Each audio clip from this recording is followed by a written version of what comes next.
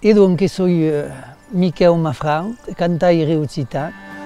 Patapim patapam, non sei d'on ei sortido, non m'ha pas brigues piatte, m'hai pergut su picche la ham e la set.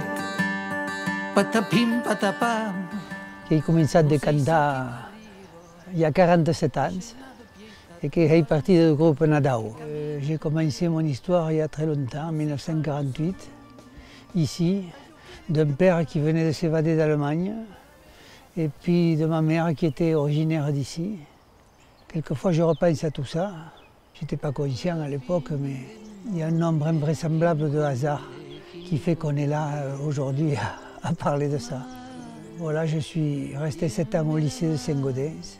C'est là que j'ai dit que j'ai bénéficié de ce qu'on appelle l'ascenseur républicain, puisque finalement j'ai été professeur de mathématiques pendant 38 ans de ma vie.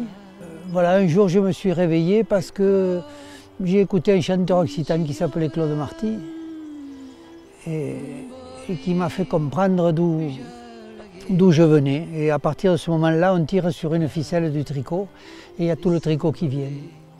Voilà, et puis je peux dire que j'étais en paix et que ma vie a eu du sens à partir de ce moment-là.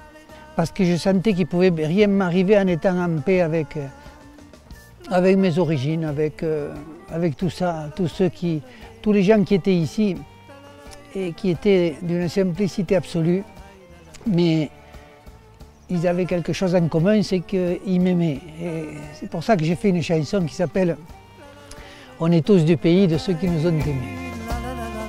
Il y a 3 ans de ça, j'écoutais la radio, France Inter, et puis il y avait l'intervieweur qui demande à un type qui s'appelait Tommy Ungerer, il lui demande qu'est-ce que vous parlez comme langue. Alors lui il dit l'anglais, l'allemand, le français, l'espagnol. Ah bon, et quelle vous préférez? Et il dit aucune de celles-là, il dit c'est l'alsacien que je préfère.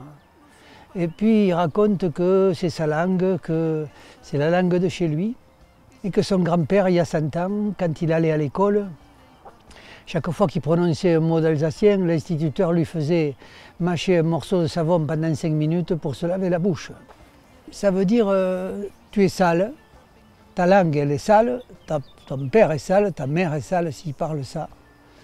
Et c'est quelque chose d'absolument inouï du point de vue violence.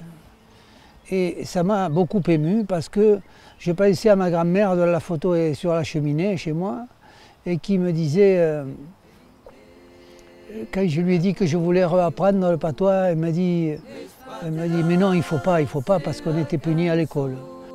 Pour moi, de réapprendre chaque mot, chaque chanson, chaque pas de danse, c'est une richesse supplémentaire et en même temps un acte pacifique de résistance. Ça m'a toujours tenu compagnie, ça m'a toujours tenu debout et tout droit. Tiens-te droit. Quand on voit qu'à 10 km d'ici, à vol d'oiseau, là, en Val d'Aran, c'est la langue de tous les jours et la langue dont ils sont fiers et qui ne lâcherait pour rien au monde. Voilà, il y a des choses qui sont possibles d'un côté de la montagne, peut-être pas de l'autre, je n'en sais rien, tout ça je le laisse à la réflexion de chacun. Alors cette chanson du Saousat, peut-être que c'est celle que je préfère moi, parce qu'elle est emblématique de tous les montagnards d'ici et d'ailleurs. On avait fait un concert au Val d'Asto là-haut, et il y a une cascade qui s'appelle les cheveux de Madeleine, parce que ça tient à une légende de Madeleine qui était bergère là. Le jour où on a fait le concert, il pleuvait, mais à un moment donné, on a annoncé qu'on allait faire le Saousat, et à ce moment-là, il s'est arrêté de pleuvoir, la brume s'est déchirée, on voyait la cascade de la Madeleine éclairée par des projecteurs et là on a chanté le Saousat. Rien que pour ce moment-là, c'était un concert extraordinaire, même si on s'est trempé après la couane, mais bon. Finalement, il y a plein de chanteurs à la télévision, à la radio qui font rêver les gens à tout ce qui ne sont pas. Et je crois que nous, on les fait rêver à ce qu'ils sont. Un jour, il y a un journaliste qui est venu me voir, il avait préparé des questions, ma foi, qui n'avaient pas grand intérêt. Mais il me dit à la fin, j'ai ma petite fille qui voudrait vous poser 2 questions pour l'école, là, parce qu'elle fait un exposé pour l'école. Et alors, la petite, elle sort un cahier, il y avait les 2 questions bien écrites, avec des pleins et des déliés. Et la première question qu'elle me pose, c'était est-ce que vous chantez avec le cœur ou avec la tête? Il m'a fallu un moment pour réfléchir et répondre que finalement c'était avec les 2. Et puis après, elle m'a dit, deuxième question, est-ce que vous vous amusez bien? Alors je lui ai dit que le jour où j'arrêterai, ou peut-être ça serait le moment de partir, et je lui ai dit, je voudrais pouvoir dire je me suis bien amusé, parce que finalement, pour le moment, je m'amuse bien. Voilà, c'était les 2 questions les plus intelligentes que j'ai jamais entendues.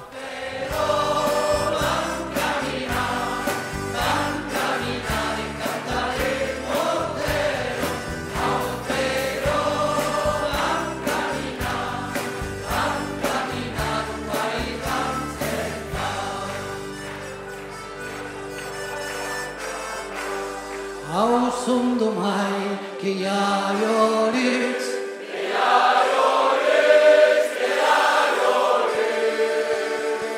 qui que guarda los uells de su